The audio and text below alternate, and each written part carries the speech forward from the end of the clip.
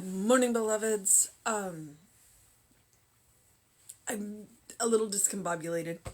Uh, I was watching the morning news, and Colin Powell died, and he's one of those people that's kind of woven throughout my life politically. Um, I don't know. He's just one of those people that I've always respected. And so to hear that, and he was 84, and his family said that he died due to complications to COVID-19.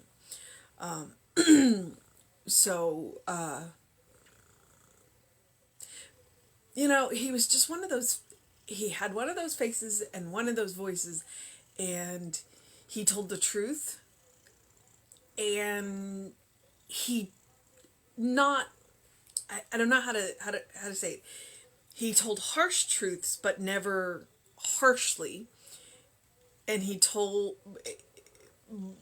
but it wasn't exactly gentle. So it's like, you know, you just felt like you could trust him. And I don't say that about a lot of politicians. So it's interesting. It's interesting. So yeah, I don't know. Okay, but it is a absolutely gorgeous day. It was 51 according to the weather apps on my phone when I went for a bike ride, so I definitely had to wear a coat. And I was cold for a good the first 20 minutes, and then the sun came up and I got warm. So once the sun was shining on me, it was really nice. So it's gonna be a really nice day today. Please make an effort to go out and enjoy it. Rita's in here. That's if you hear that low rumble in the background, it's the cat. Okay, so it is October 18th. Our title is "The God in Me Loves the God in My Fellow Man." Our quote is, "Let me love one another, for love is of God, and everyone that loveth is born of God and knoweth God." And that is 1 John 4:7. The word love, when used to describe the nature of God, can easily be understood by everyone. For we are always responsive to love, rich or poor, religious or non-religious. We know the word and feel an expansion within us when it is used. Believing that God acts through man, then love must act through man. It is easy to love the people who agree with us. But Jesus had the knack of loving the people who didn't agree with him. We must make a sincere attempt to love those who oppose us, who disagree with us. If we realize that within them is the love of God, even as it is within ourselves, we must salute it and thus bring it forth. We shall be worthy of the teachings of the man of Galilee. We may not love the outer actions of our fellow man, but we can love the fact that God dwells in him. I believe that the divine love indwells all people whom I meet this day. I salute that love within them and expect good in some form from each one. No one dislikes me, and I dislike no one. I seek until I find some good in everyone. I am loving, kind, and courteous to all. I show through the words of my mouth and the unseen thoughts of my mind that love is in my heart and joy is in my soul. To all whom would irritate me, I say, the love of God in me loves the love of God in you. The world is alive with divine love, and I abide as a loving and gracious expression of spirit. I give beauty and peace to my world, and therefore I can only receive beauty and peace from my world. I give thanks that God loves by the means of me.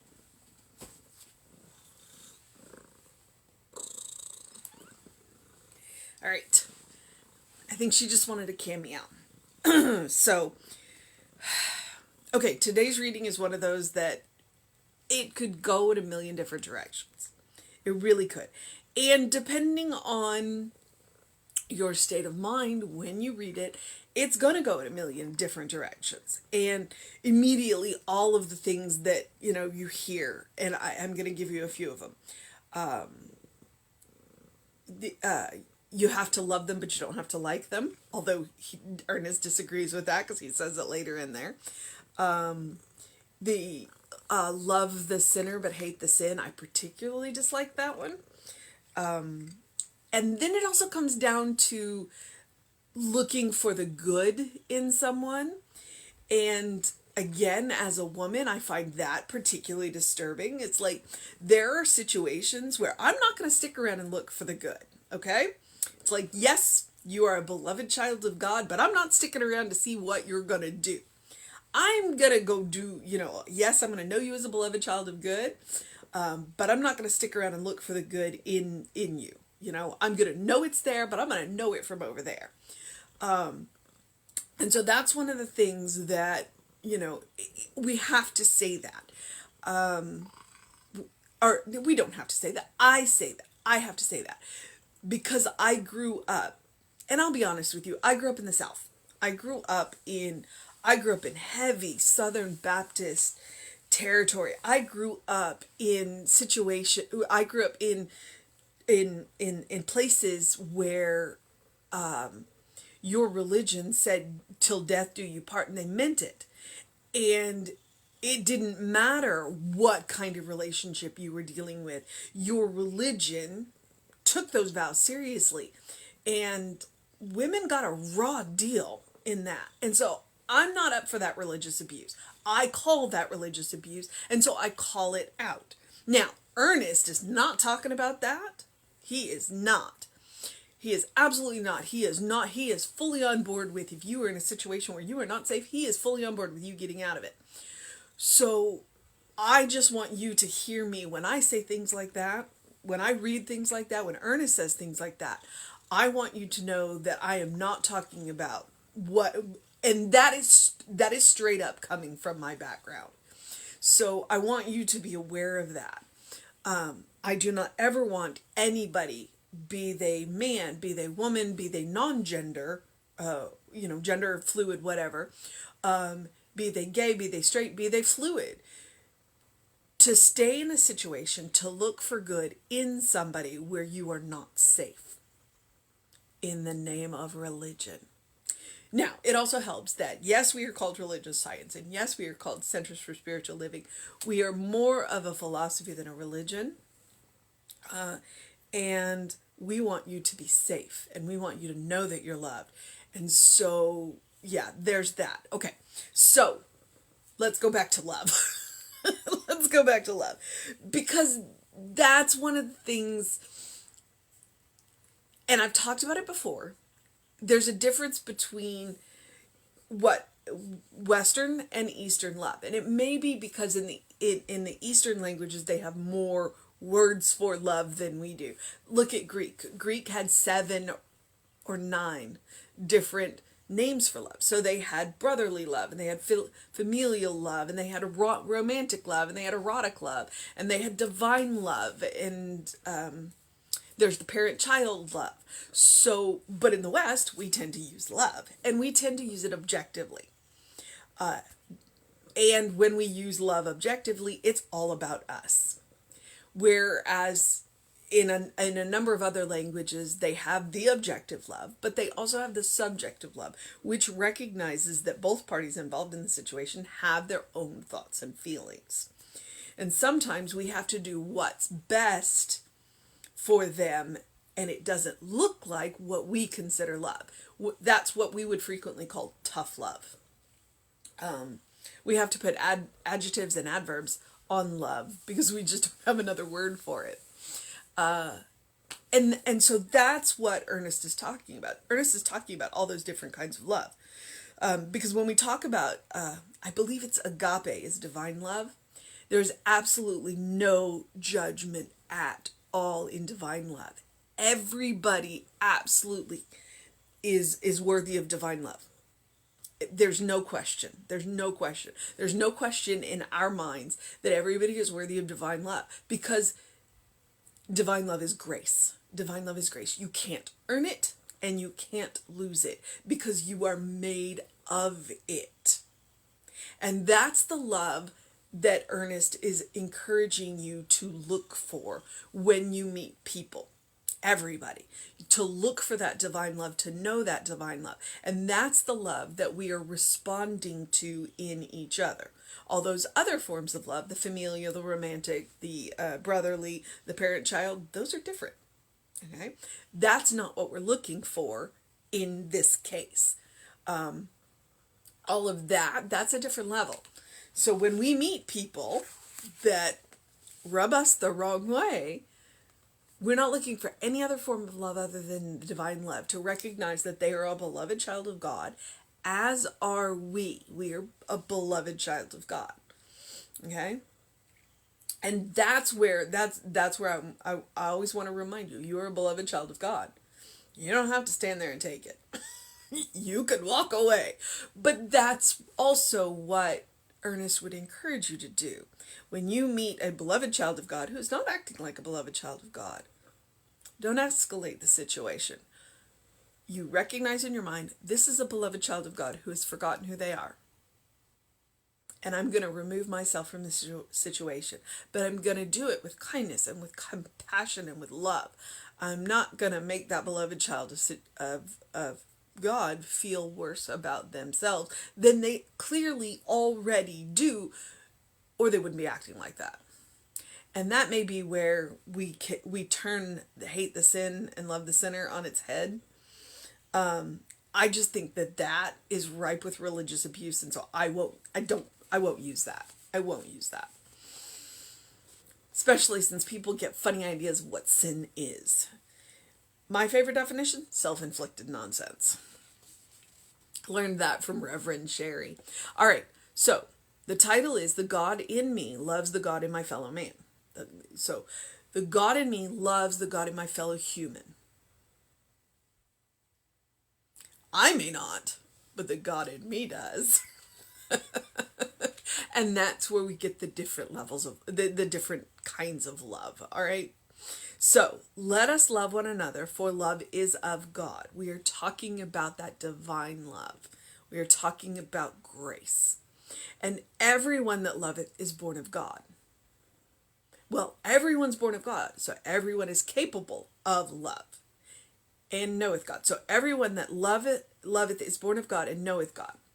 Everybody's born of God, but not everybody knows God. All right? I mean, they do, but maybe not on a conscious level. And I'm not going to get into the whole everybody has a different idea of God. Everybody has a different idea of God because we all have different experiences of God. And nobody's idea of God is any less or any more valid than anybody else's. It's all the same God. We may just use different names. The word love, when used to describe the nature of God, can easily be understood by everyone, for we are always responsive to love. And that's the truth. We are always responsive to love. And you can see it. Animals respond to love. Plants respond to love. There's all kinds of research showing how plants, when you speak lovingly to them, grow better. We all respond to love. There is not a single living thing that doesn't respond to love. Rich or poor, religious or non-religious, we know the word and feel an expansion within us when it is used. And it's interesting how many words there are for love. And how many words mean love. And we don't even think about it. When I use the phrase, please drink plenty of water, that is my way of saying, I love you. It may also be text me when you get home. You know, things like that. There's lots of ways to say I love you without saying I love you. Moms and dads say it all the time in all kinds of different ways. Dads, one way that men say I love you is when they want to talk about your car maintenance. It's like, because my husband said it to me the other day. He said, I need to come get your car and go have your tires rotated. That's his way of saying I love you. Now, don't get me wrong. He's perfectly capable of saying I love you too. But that's one of the ways that I recognize that he says I love you. So, in that moment, I'm like, oh, yeah. So, believing that God acts through humanity, then love must act through humanity. If we are born of love, by love, made from love, then we are all capable of it. And it comes down to, can we act like it? It's easy to love the people who agree with us. It is. It is. But Jesus had a knack of loving the people who didn't agree with him because he knew who he was and he recognized who everyone was. He recognized that everyone was a child of God, that everyone was born of God. He knew who he was. And so because he knew who he was, it was easier for him to recognize who everyone else was and to hold that. But he also, because he knew who he knew he was safe no matter what situation he was in. Because in the long run, the material body can be hurt.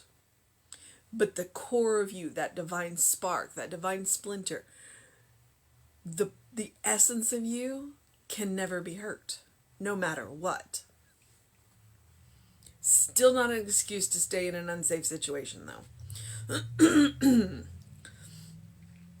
We must make a sincere attempt to love those who oppose us, who disagree with us. All right? That's what we talk about when we talk about the Christ consciousness. It's about knowing who we are and recognizing who they are. Even when, and I would even say, especially when we're angry. Especially when we're angry, because when we're angry, we tend to say things and do things that escalate the situation.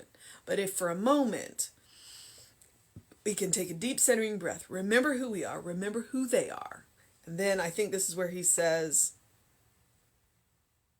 if we realize that within them is the love of God, even as it is within ourselves, then we salute it and thus bring it forth.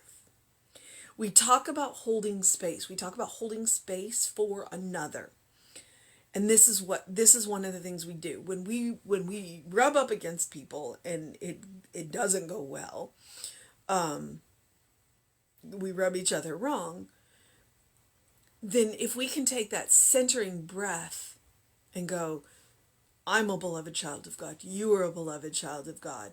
Let me rethink how I'm going to respond to this, not react to this. And that's the difference. It's that moment of thought that takes a reaction into a response. We shall be worthy of the teachings of the man of Galilee. We may not love the outer actions of our fellow humans, but we can love the fact that God dwells within them. All right? Because, yeah. I mean, I do things occasionally, and my husband's like, really? But he loves me. And because he responds with love, then I can stop and I can think, well, maybe that wasn't the best choice. Maybe I need to rethink that.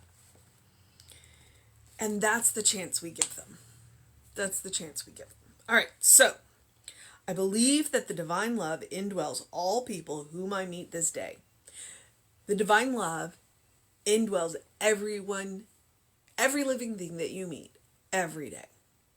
So that statement is just putting it in the forefront of your consciousness. I salute that love within them and expect some form from each one. Okay. That is holding the space for the love of God to come forth. I salute that love, recognizing that they are a child of God. No one dislikes me, and I dislike no one. Yeah, I saw that line and went, whoa, because one of my favorite things to say is I may not like them, but I do love them. Ernest disagrees with me on that. No one dislikes me, and I dislike no one. I'm going to work on that today. I seek until I find some good in everyone. I seek until I find. And sometimes what you just have to remind yourself is they are a beloved child of God. Right? And you can seek from over there. Remember? You don't have to stay in a situation looking for the good. Feel free to remove yourself to a safe distance to look for that good. Please.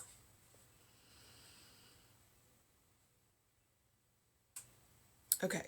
I am loving, kind, and courteous to all. And that is very important. I'm loving, kind, and courteous to all. Because that means that if I find myself in a situation where somebody's just being, if somebody's having a really bad day, I am loving, I am kind, I am courteous, and I can remove myself from the situation in a loving, kind, and courteous way. Because sometimes what that means is I snap my trap shut on whatever it was that I was about to say, and I walk away. Sometimes the best response is no response. So,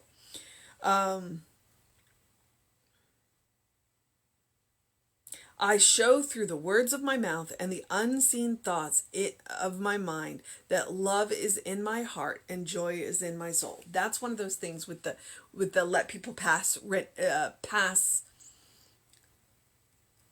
let people pass through. What is it that Jesse says? Let people pass through your head kindly. When you think of somebody that irritates you, do you think of them kindly or unkindly?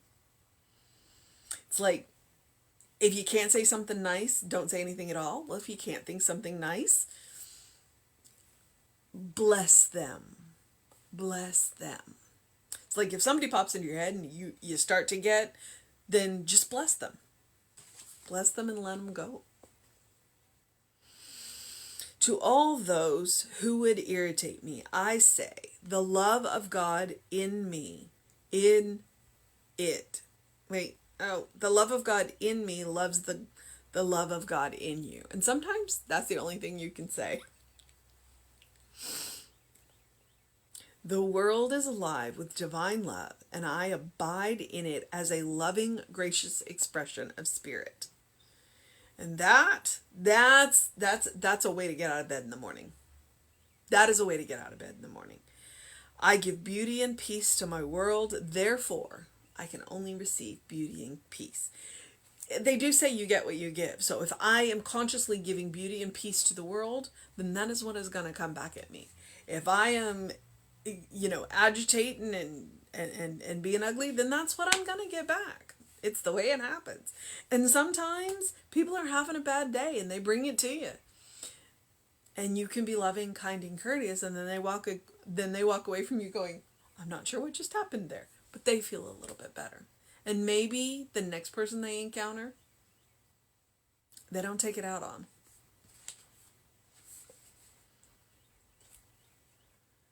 I give beauty and peace to my world, and therefore, I already said that.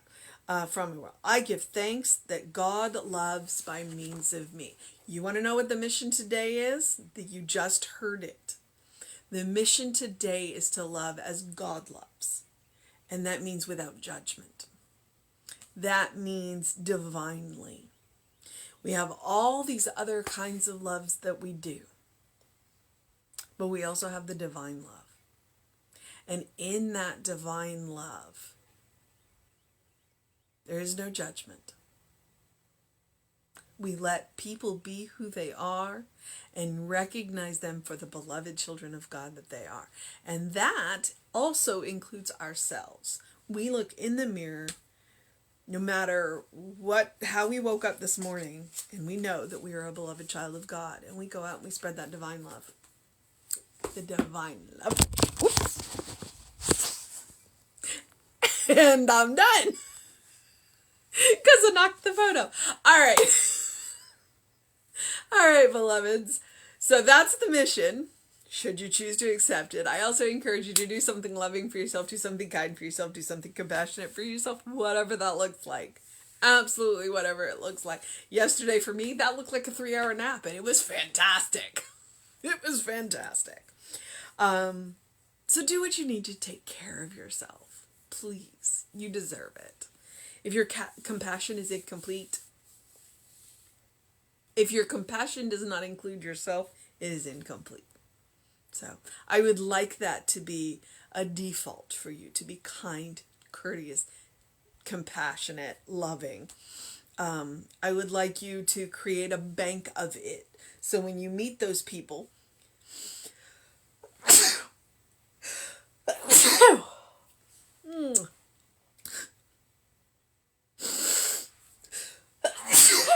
okay, the ragweed is high.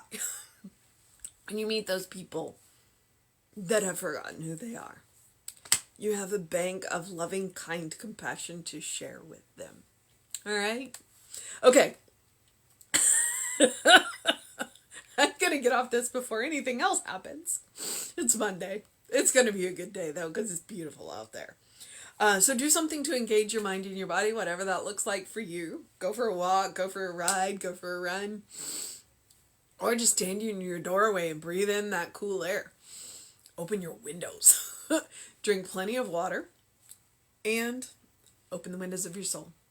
Allow the breath of heaven to remind you you do live in heaven right here, right now. It is all around you. Look for the beauty, look for the good, and praise it. Because that's how we get more of it. Okay. It's Monday. There is a book study. And as soon as I said that, I forgot what book it was. But if you're interested in that, email info@creativelife.org. That can get you on the mailing list so you know what's going on. And it'll get you the links to request the links. The book studies, almost all of the book studies are done on Zoom. So feel free to check that out. And you can drop in and out of those. They're fantastic. So Reverend David should be on around 5 p.m. with you. I will be back with you at 9 a.m. tomorrow. And Reverend Jesse was just really, I mean, he's always good, but he was really good. So if you haven't seen it, scroll back on the Facebook page or check us out on YouTube.